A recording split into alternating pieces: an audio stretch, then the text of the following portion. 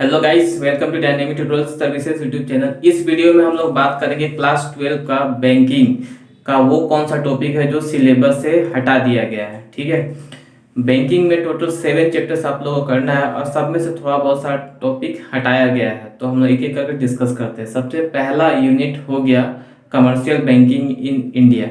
इसमें आप लोग को पहले बैंकिंग का मीनिंग, फीचर्स, फंक्शन पढ़ना है। ठीक है, उसके बाद बैंकिंग का हिस्ट्री पढ़ना है, स्टेट बैंक ऑफ इंडिया का फंक्शन पढ़ना है, classification of bank, settle and non settle bank क्या होता है, public sector, private sector bank का मीनिंग, फीचर्स, डिफरेंस पढ़ना है, यूनिट बैंकिंग और ब्रांच बैंकिंग जो कि बहुत इंपॉर्टेंट है इस चैप्टर में।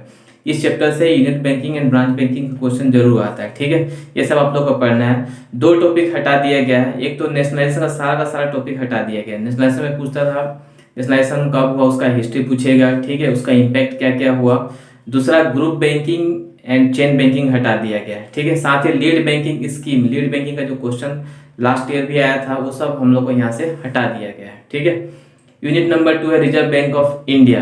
रिजर्व बैंक ऑफ इंडिया में मेनली हम लोग को रिजर्व बैंक ऑफ इंडिया का फंक्शन पूछता है। ठीक है, उसके बाद मेथड्स ऑफ नोट इशू जो रेगुलर क्वेश्चन था वो सब सिलेबस से हटा दिया गया है। ठीक है, उसके बाद आरबीआई का जो क्रेडिट कंट्रोल टेक्निक है, ठीक है, वो सब आप लोग को पढ़ के जाना है। इस चैप्टर में दो ही टॉपिक मेन है, एक तो हो गया रिजर्व बैंक ऑफ इंडिया का फंक्शन और दूसरा आरबीआई का जो क्रेडिट कंट्रोल टेक्निक है, जो सिलेक्टिव मेथड है खास तौर पे, वो सब एग्जाम में रेगुलर पूछता है। कुछ टॉपिक हटाया गया, मेथड ऑफ नोट इशू हटा दिया गया, क्लियरिंग फंक्शन ऑफ आरबीआई जिसका शॉर्ट नोट 3 मार्क्स का रेगुलर एग्जाम में आता था वो सब हटा दिया गया है। ठीक है, थर्ड यूनिट हो गया फाइनेंशियल मार्केट। यहाँ पे हम लोग को पढ़ना फाइनेंशियल मार्केट का मीनिंग, टाइप्स में दो आता है, कैपिटल मार्केट और मनी मार्केट। फिर कैपिटल मार्केट, मनी मार्केट का meaning, features, types and difference पढ़ना है। ठीक है, इसमें से फॉरेन एक्सचेंज मार्केट टोटली हटा दिया गया है और नॉन बैंकिंग फाइनेंशियल इंस्टीट्यूशन का मीनिंग, फीचर्स टोटली हटा दिया गया है। ठीक है, यूनिट नंबर 4 की तरफ बढ़ते हैं। यूनिट नंबर 4 हो गया नॉन बैंकिंग फाइनेंशियल इंस्टीट्यूशन या इसको डेवलपमेंट बैंक भी बोल सकते हैं। ठीक है,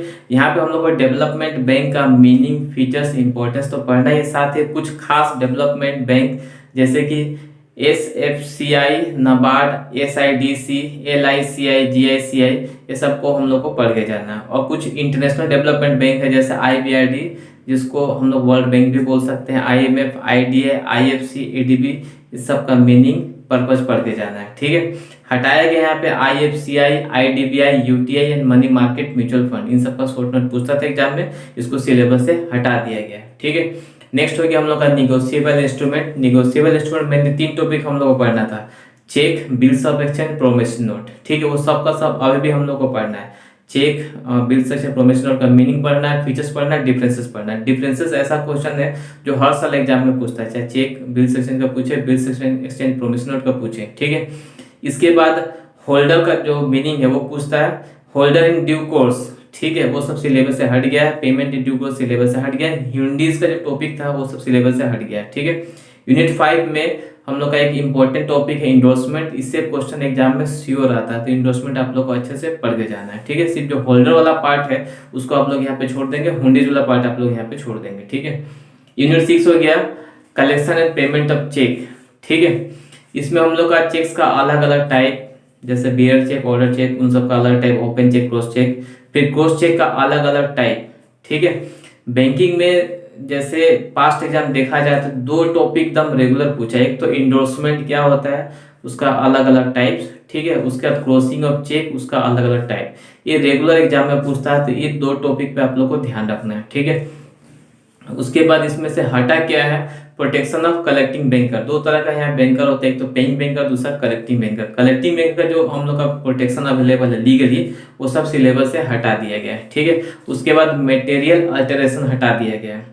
डिजोनर वाला पार्ट नहीं हटा, उसको अच्छे से करके जाना है। चेक डिजोनर क्यों होता है, किन किन सिचुएशन में चेक को डिजोनर किया जाता है। ठीक है, ये सब आपको अच्छे से पढ़ के जाना है, ये इस बार का एग्जाम में आना चाहिए।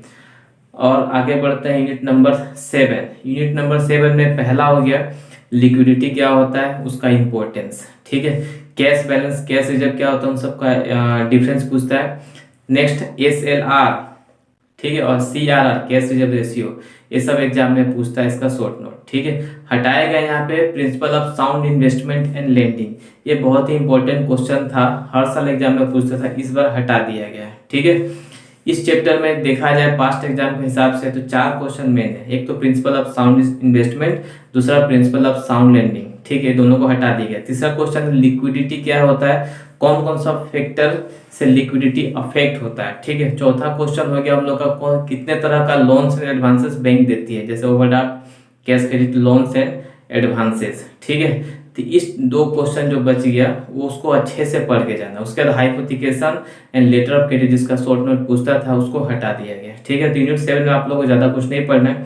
तो ये तो हो गया बैंकिंग का कौन कौन सा टॉपिक हटा दिया गया और कौन कौन सा टॉपिक बहुत इंपॉर्टेंट है इस बार के एग्जाम के लिए।